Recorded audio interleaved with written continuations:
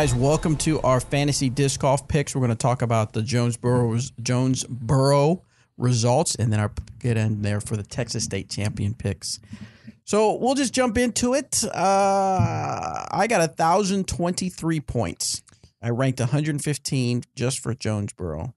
On the Disc Golf Answer Man one? Yes. Okay, hold on. Always from now on, it's Disc Golf Answer Man. That's the only one. I'm sorry. Roberts. I just like there's just different ones that you can pick. I know. So I'm just kidding because I'm teasing you because you said it last time. I'm sure I've said it every time. Yeah, this is the Disc Golf Answer Man show. Right. Dang it. What'd you say you ranked? I ranked 115. Okay. What'd you get? 67. Pretty good. I hunt 1088 on my points. You? Forgot to put my picks in again. Eric McCabe. I was in Arizona. How are you going to win any traveling. prizes? I'm not. I heard they don't even have internet in Arizona. They don't. It's too hot. That place sucks. It's too hot for it. How many points do you think you would have got had you put your At picks? least 3,500. At least That sounds right. Let me go to the results and tell you who I would have picked.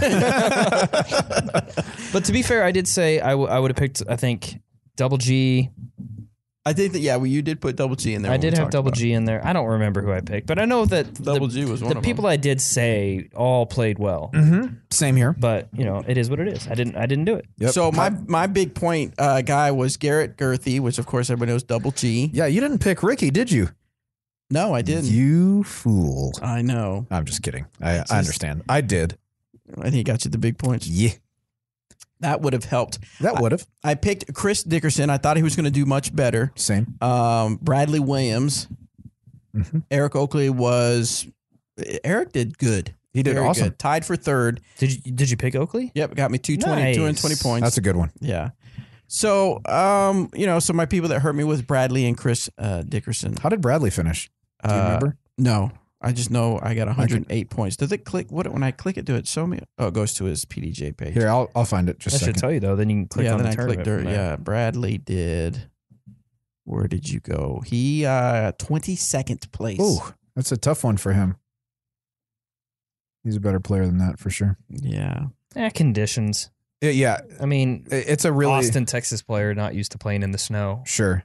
And the field is a lot more level when those conditions are like that. I mean, anybody can go off. Especially on a big course. Yeah, for sure. So last week we talked about how this is a long, big course with a lot of big throws. So we picked a lot of big people, but Eagle McMahon got 7th. Now that's not horrible, but you think with his, he's known for his big throws. You would imagine he maybe would have done a little better. You think maybe, and I know this maybe sound like common sense, but the weather probably had an effect. I know a lot of people were pretty cold out there. Possibly. I mean, he's from Colorado, though. That's true. It's not like he doesn't know how to play in those cold weather, conditions. Yeah. I mean, big shout out to Eric Oakley. Just shredding. I mean, he averaged over 1050 for the week. And what's he rated? 10. He is rated 1006. Wow, nice job. But anybody averaging over 1050, that's awesome. So good on him. And then we got Dave Feldberg finished in 5th place. Johnny McRae in 8th place. A couple of good trilogy finishes there. And then shout out to Joel Freeman, whose name has been tossed around some this year because he played so well at Las Vegas. He shot the hot round of the last day, 1069 rated 53. Wow. So pretty sick. What about Colton Montgomery? I may have heard of him, but just, doesn't stick out of my mind. Rated 995. Mm-hmm. Colton is... And lowest rating was 1027. Yep. Colton is on the Discmania RV. He's sponsored by Discmania. He and Bart travel around driving that and running events and vending. And I think Kona's out with them. Right yeah, now she too, is now. She is now, yeah. Few weeks, at least through GBO. Yeah, I ended up playing with Bart while we were in Waco, and so we talked a little bit about that. And he's a cool cat. I liked him. So yeah, he's a cat. No, he's just a guy. But it's the phrase. But phrases. But yeah, Bart was a really cool guy. What kind of phrases? You just phrases. Don't, Eric. I apologize. But I'll keep that one in. I'd say surprise of the week though. Paul Macbeth finished in 13th this week. I was going to ask, what are some surprises for you? Yeah, An obvious surprise is Paul Macbeth. Definitely. You always expect to see him up at the top of basically any tournament that he plays, and he shot all 3 rounds under his rating. Now it's easy to do when your rating is 1050, but still that's That's an underachievement for him. I saw him post about that, just a little bit frustrated about it. You know what chaps my hide that I'm getting sick of people saying is blaming Macbeth's performance on his wife. I don't think that's fair to do to Hannah. No, I don't think so either. I mean, I feel like people could say across the board, if you have more distractions, then you won't focus as much on disc golf. Sure, maybe that's the case, but there are a lot of people who are married and good at disc golf, who've had the same girlfriend for a long time, who are good at disc golf. It's I don't know. I don't think that's it. I don't like that. I don't think It's the new dog. It's the dog. Yeah, the new dog. I'll say another surprise for me. Not a surprise, but just somebody who I was happy to see finish where they did. Will Schustrick finished in 13th. He's had kind of a rough little stretch because of his shoulder injury. Mm-hmm. So he's come back, and he shot all 3 rounds over his rating. He's only rated 10.04 right now. He's been up as high as 10.40. Upper 30s, I know. Yeah. I'm not sure if he made the 1040 plateau or not. For some reason, I thought he did, but I could be wrong. He very well could have. But then, opened with a round of... He's a 3-time U.S. champion. Yeah, I mean, obviously a fantastic disc golfer. Opened with a round of 54, rated 1043, then a 1011, then a 1032. So good week for him.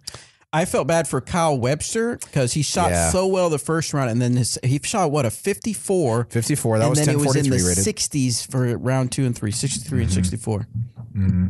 Cold. Yeah, it's just it really looked difficult out there. My one of my female picks, Kona, shredded the first round. She was she had a bad hole. She was back of the lead after the first round. Well, so was everybody. But I was going to say, everyone was at least 7 shots back.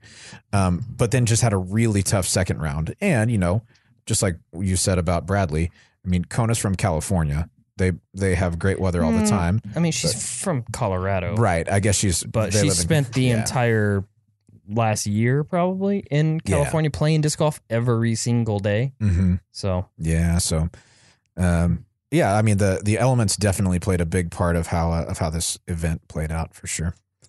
Big shout out to another one of ours, Paige Pierce, for shredding the course. Shot a 12 down the first day with 11 birdies, 1 eagle, and then even started out that round with a bogey. Yeah, and that's for Paige. That's a pretty easy hole. Like not a gimme 2, but one that she should never get any more than a 3 on.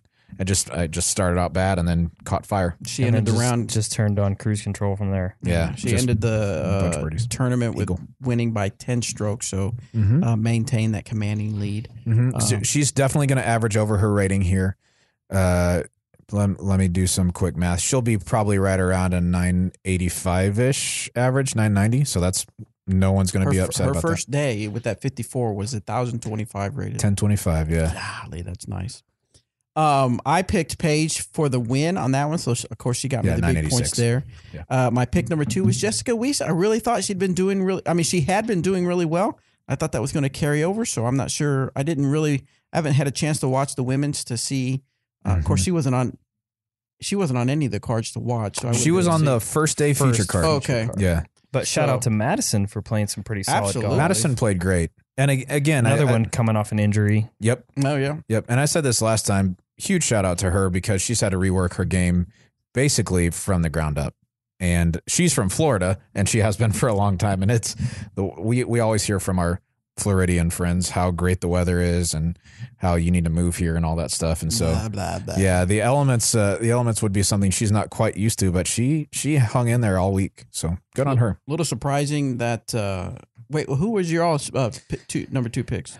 I picked Paige and then I picked Kona. You picked Paige and Kona. Mm-hmm. Okay. So, how many points did Kona get for 9th place? 30 points. 30 points, yeah. Yeah, so Kona's middle round was 30 points under her rating, and the other 2 were 50 points over and 35 points over. So average, she played better than her rating this week, but just had that really bad middle round. Someone surprising that wasn't in the top mix was Lisa. Fakis. She shot well below her rating for round 1 and 2, but was up a little bit there with a 933 in round 3. So, but looks like she had a rough time out there. Yeah. I watched some of the Instagram from Disc Golf Pro Tour and got to see some of the women out there playing with snow coming down, and I kept hearing people remark about it, I knew it was terrible. But someone said something. First they said, I've never seen a tournament played in this much snow. Okay, that's and then not I true. immediately think, hello, Yeah, GBO. Or Monkey Island Open, Yeah. where we had like 2 feet of snow by the time it was all said and done. Right. But then they did qualify it with saying majors or NTs, which, okay. Yeah, of course. Well, that's because most majors and NTs are purposely scheduled around decent weather. Right. So this weather has been very, very interesting. Of course, everybody's got their fingers crossed for GBO because I was looking at the weather and it looks very promising. So we are good to go that way. So anyway, I got 1,023. The winner looks. Where did you say you ranked? 67. 67th. I got 1,088. So I didn't beat you by a ton. So Daniel Osborne is the overall winner for the Jonesboro Open standings. Did we figure out how they split ties? Oh, they got a 3-way tie. Right. Let's see. Let's look at them real quick. Just no winners that week. Yeah. If we were we did say we were gonna do a giveaway, but since there's 3 of you, no giveaway. They had the same. You all 3 have to share this disc. We'll cut it into thirds. Send each of you a third.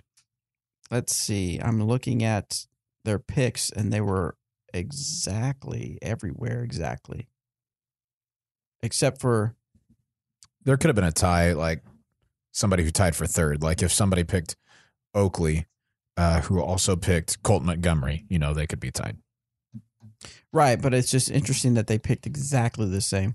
Yeah, for sure. People, just a little bit different order as far as pick 1 and 2, which I know doesn't make a difference, but. Did we ever make up our mind how we would do that?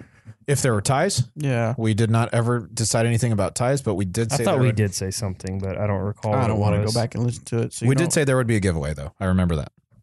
For this week. what we're going to do?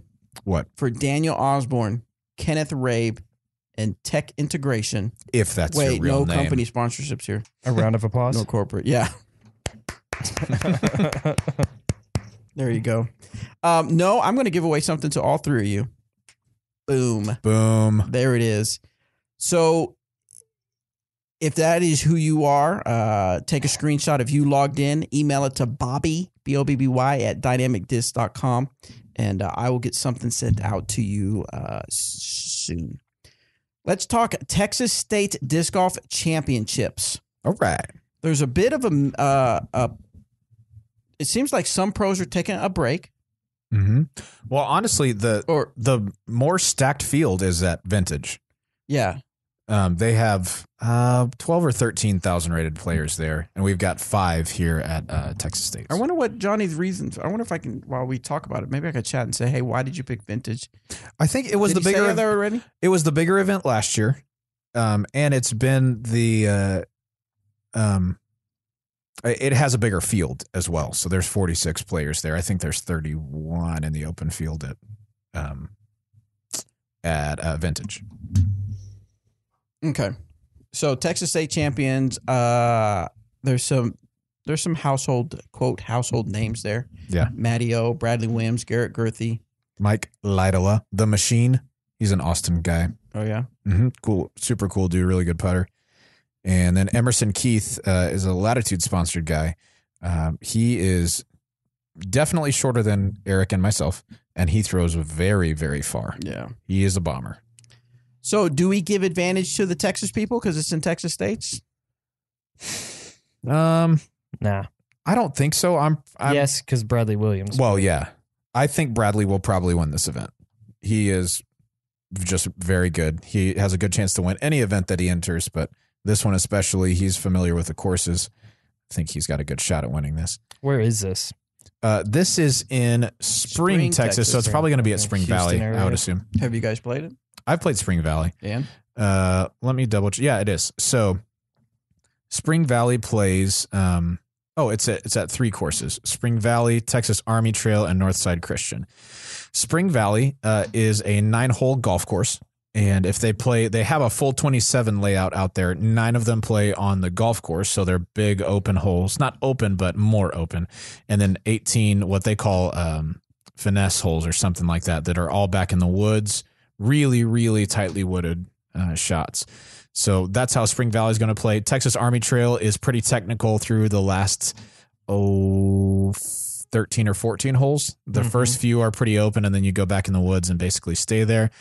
And then Northside Christian Church, I think, is going to be a little bit more of a birdie fest for these guys. Lots of reachable holes, some trees that shape shots, but this will be, I don't know if I'd say the least wooded of the courses because Spring Valley has those open holes, but there are fewer holes that are really, really, really tight at Northside like there are at the other two places. So technical shots are going to rule this weekend for sure. Excellent. So yes, the given I think is for me is going to be Bradley Williams. I'm going to have to Garrett double G Garrett whatever double G Garrett. Just because he has been playing well, he's back. He's they keep talking about him, and I had the whole story of him being back on scene, and he had mentioned in an interview talking about why he's back because he sees that media is really bringing disc golf more coverage, and he's thinking maybe he could. I guess for the lack of a better term, make a living at it or, do something with it. And he's doing really well. So I'm going to put him up there somewhere. He'll be in my picks for sure. Yeah. I don't know this Mike. How'd you say it? Lidola? Nutella? Peanut butter. Like the dessert. Right. Lidola. Uh-huh. I don't know much about him. Would he be a good pick, you think? I think so. Mike comes from an ultimate background. And if you watch him throw, you understand that because it's just really, really smooth, and he just spins the disc down the fairway. And so he's really accurate with his shots, and he's a good putter. I think he'll play well out there. I don't know if I'll include him in my 4 here. He's right. Like he and Emerson are probably back and forth for me on that 4th spot, I think. What names are jumping out for you, Eric? One of them that jumps out at me is Landon Knight. Definitely. Solid player from DFW area. I'll probably have him in I don't have him right now. Yep. Because I wanted to see if you could pick all the highest players, and you could. Mm-hmm. So you could just pick. There are no restrictions this week. Exactly. You can pick chalk this week, which I don't recommend. Yeah, don't do that. Landon Knight, absolutely. Even George Castilla, he's a solid player. Yeah. He's maybe the luckiest disc golfer I've ever played with. He gets lucky a lot. I'll concur with that. But when he gets lucky, he takes advantage of that luck and bangs the putt. So. Yep. Is he sponsored by Discraft? He is. Yes, he is. He just got picked up last year, so he's always at the Piney Woods Open. Mm-hmm. He's another one. Matt Hall could honestly. Dude, I haven't heard Matt something. Hall's name. Wow. He's on the list playing. Travis Powell is another one that could play well. This is going to be a tough tournament to pick because the first couple, 2 maybe 3 names, but it's that 4th spot that's going to get you the points. And there's players all the way down toward the bottom of the ratings list that really have the opportunity to play well this week and finish in the top 4 and get you some points. Mm-hmm. And Travis Powell being 969, like if there was a value pick to be made, he is a far better player than 969. Absolutely. Matt Hall, is he the one that used to play a lot of the events back in the back in Cedar Hill and stuff like that? I think he's on one of my videos. Yep, he is. Mm-hmm. He won. I think he won Cedar Hill one year. Cedar Hill sounds right. Yeah, he did. I remember him and Paul Dories maybe battled. Yeah. So, okay. Interesting. On the women's side, we have, of course, the big names, Sarah Holcomb, Lisa Fakis, Jessica Weiss, Danielle Vargas, who doesn't play a lot, I guess, but Stephanie Vincent is a solid player. Rebecca Cox has been playing really well lately. So it's going to be, for me, I want to put Lisa up top. I just think she'll do well there. And I know Sarah's a solid player. Killing it this year too. But I don't know. I just feel like Rebecca might do really well as well. She might, for sure. I could see Rebecca playing really well. I think either one of Lisa or Sarah win this event. And it doesn't have anything to do with ratings at all. It's that Sarah plays really well in the woods. Yeah. And there are some very technical shots out here. Kind of surprised to see Patrick Brown playing Masters. Oh, I didn't know. Yeah. He's 10-17 rated. He's got he's the 3rd highest rated player in the entire event. Yeah, and he's got 20 on Donald Gegler, who's also in Masters. But it kind of shocking to see actually Patrick playing Masters there when there's twice as many players. Mm-hmm. But I guess a paycheck's a paycheck, right? It sure is. Yeah, no doubt about that. But yeah, Gegler could play well out there. Another Masters guy to look out for is Chris Farnham. I didn't realize he was in Masters this year. Uh-huh. But he can definitely play in the woods. He is a Tyler local, and he knows all about shaping shots and things like that. So yeah, that's I'll probably pick Sarah and Lisa on the women's side. I will definitely pick Bradley on the men's side, probably Matt Oram, and then I'm not sure on the other ones. I don't know if I'll take Double G or not. I'm really. Yep, I don't know. It's not a bomber course, is that why? Mm-hmm. Mm-hmm. And he can play in the woods. He's very. I mean, what did he finish at Waco? 3rd or 4th or something? There's a good chunk of that course that's very, very technical. But the holes that aren't aren't. Yeah, they are. And a big arm is they an are advantage. very not technical. And a big arm is an advantage on those holes too. No doubt about that. Landon Knight's up there for me, and 4th. honestly, Marshall Blanks could put it together too. He's a really good golfer out of Austin. So I don't know. I'm not. That's what I'm saying. You think it's easy, but it's really not an easy pick this week. Right.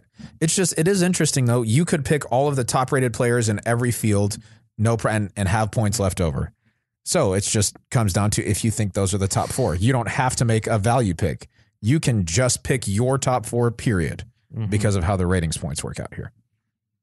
Excellent.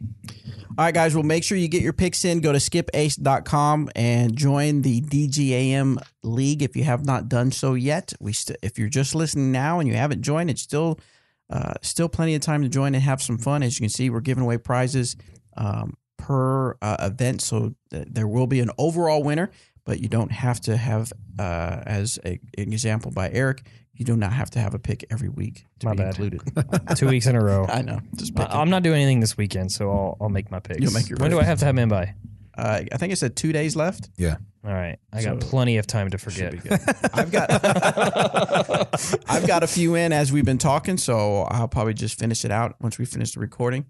Anything else, guys?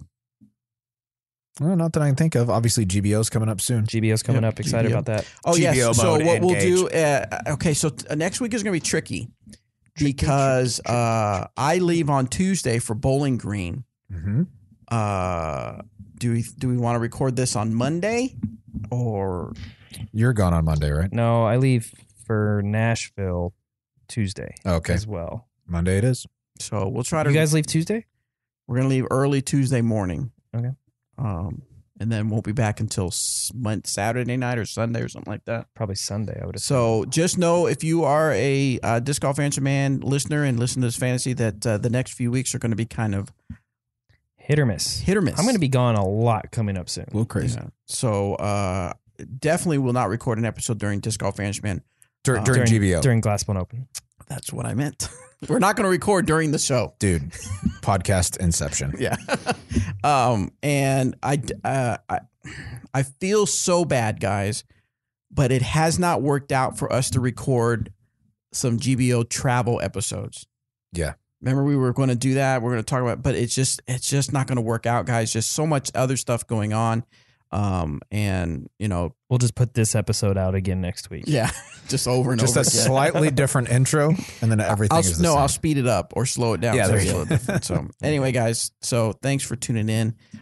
If you love watching live stuff, make sure you tune in 1:30 on Tuesday afternoons. This next week will be Monday afternoon. Yes, Monday. So yeah, never mind. I'm not going to tell you when. Just have your notifications turned on so you'll know when we go live. We'll see you next time. Bye.